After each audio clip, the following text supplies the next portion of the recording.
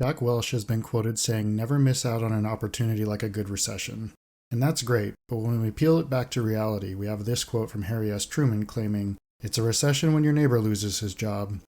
It's a depression when you lose yours." Whether we like it or not, we are likely headed for a recession in 2022. And there are all sorts of opinions, but come July, we will know for sure. Further, there are many anecdotes on how to both take advantage of a recession, pay down debt, DCA, work on a side hustle, blah, blah, blah, but very few actually get down to the tactics of how to do so. Even more importantly, many claim that you should make yourself indispensable at your job so you don't lose it when the recession hits, without giving any real suggestions on how to do so. Many software as a service companies and even Netflix have already begun the layoffs, and there are rumors of other big tech and even pharmas looking to do the same in the near future. In this video, I want to address many things that influence our lives during a recession and give some practical actions one could take to protect themselves and even benefit from a recession. So let's get the basics cleared up. A recession is a period of economic decline identified by a fall of GDP in 2 successive quarters. In the US, we already saw the GDP decline in Q1 22, and it's now June. Given the shift in narratives and sentiment regarding inflation and financial asset crashes almost unilaterally across asset types, I would not be surprised if the country self-fulfilling prophesied itself into an actual recession that may not be as short-lived as 2 quarters. So how can we prepare? I will cover 2 main spheres of actions you can take here. The first is recession-proofing your finance, and the second is recession-proofing your employability. A lot of this you may have heard before, but there are certain things to keep in mind specific to a recession. And no, this is not financial advice. I am not a financial advisor. This is just my plans and tactics to keep in mind.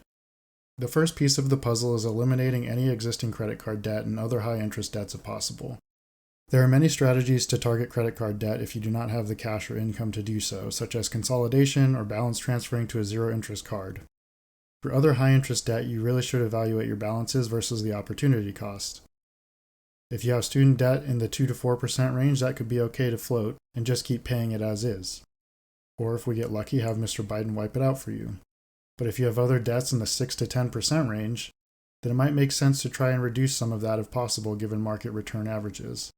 The underlying concept here being if you expect to get a conservative 7% return on whatever your investments are in a total market fund, and possibly even more coming out of a recession, then it doesn't make sense to put capital towards the lower interest debt, but it may make sense to do that for higher interest debt.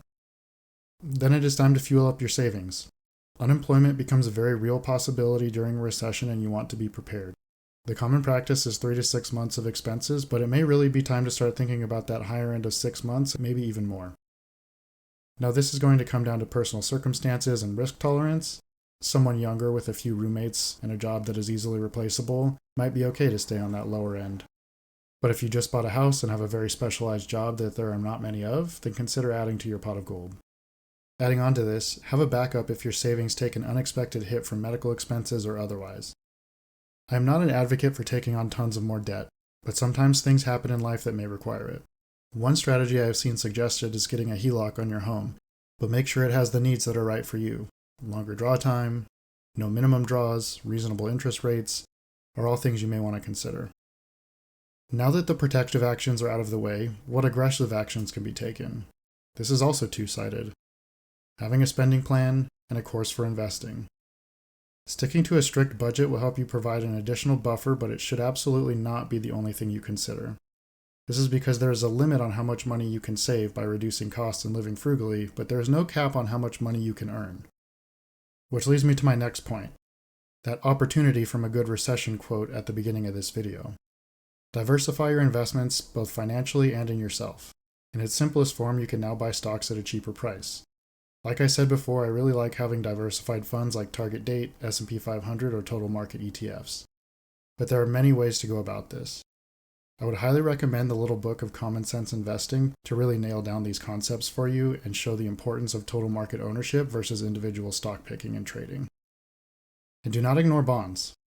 BND is almost the lowest it has ever been right now, and may be an opportunity to enter the asset class segment in the near future. This is all enabled by your cost cutting and budgeting. We talked about cost cutting before, but tactically I like to execute on this by reverse budgeting. That is, set aside and pay myself the amount I want to invest or save if you are trying to build your buffer.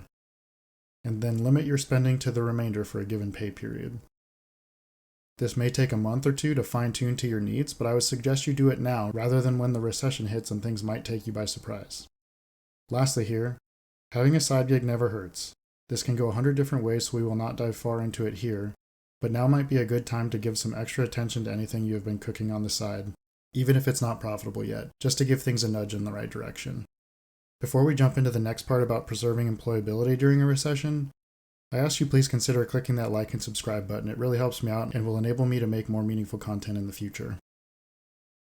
So there is a lot of potential doom and gloom on the horizon for employees out there should a recession really be on our doorstep. With the following tips, you should be able to get ahead of the game and make yourself both retainable and, as a contingency plan, hireable. Which puts us at our first point here. Update your resume. Today. No excuses here really. You probably haven't done it in a while, and you never know when you will need it ready to go. I have a habit of updating mine quarterly just in case recruiters reach out.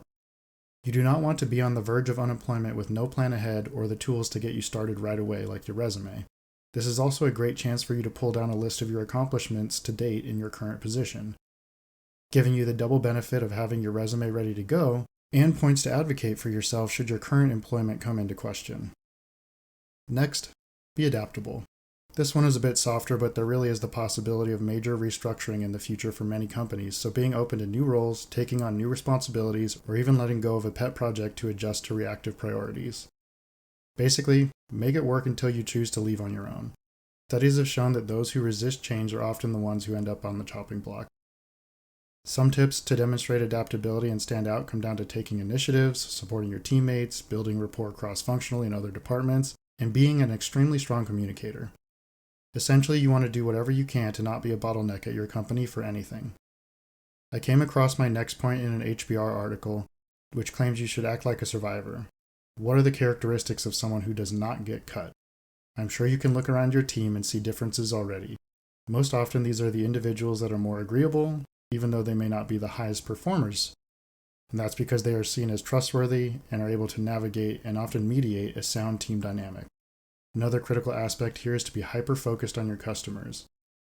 Without them, nobody you work with has a job. So the colleagues with the critical client relationships are going to spike in value should things turn for the worst. The last piece of advice I have on this front is work on your soft skills. Everything from public speaking and presenting to networking with professionals in your field.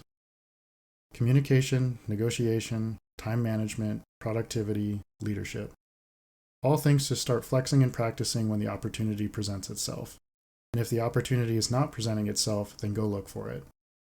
I hope this has helped you gain some actionable directions on how to recession-proof your finances and your career. Work smart, be kind, and help others. Thank you so much if you made it this far. Please consider liking and subscribing for more professional development content, and feel free to comment any questions below. Bye.